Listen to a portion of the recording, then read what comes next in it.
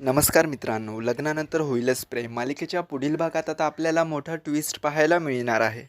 पुन्हा एकदा मालिकेत गुरुजींची एंट्री झालेली असते आणि गुरुजी जेव्हा पण येतात संकटाची चाहूल देत असतात. यावेळेस गुरुजी आता नंदिनीसमोर काव्याला म्हणतात की तुझ्यावर आता खूप मोठं संकट येणार आहे. पण जर तू वेळेतच ते सत्य सगळ्यांना सांगितलंस तर तुला काहीही होणार नाही.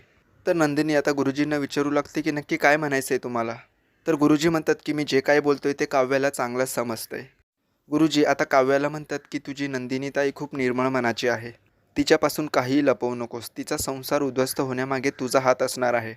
तू वेळेतच तिला तुझा भूतकाळ सांग, कारण दुसऱ्या व्यक्तीकडून जर तिला कळलं तर तुमच्या नात्यांमध्ये दुरावा होईल. तर गुरुजींचं असं बोलणं आता नंदिनीच्या डोक्यात संशय निर्माण करतं. ती आता काव्याला जाब विचारत असते की तुझ्यामुळे माझा संसार उद्ध्वस्त होईल म्हणजे नक्की गुरुजींना काय म्हणायचं आहे. तर काव्य विचारात पडते की आता नंदिनी ताईला कसं सांगू. लग्न झाल्यानंतरही मी जीवाला मिळवण्याचा प्रयत्न करत होते, पण आता माझ्या मनात तसं काही नाही आहे. त्यामुळे जीवा आणि माझ्याबद्दल मला नंदिनी ताईला सांगायलाच हवं.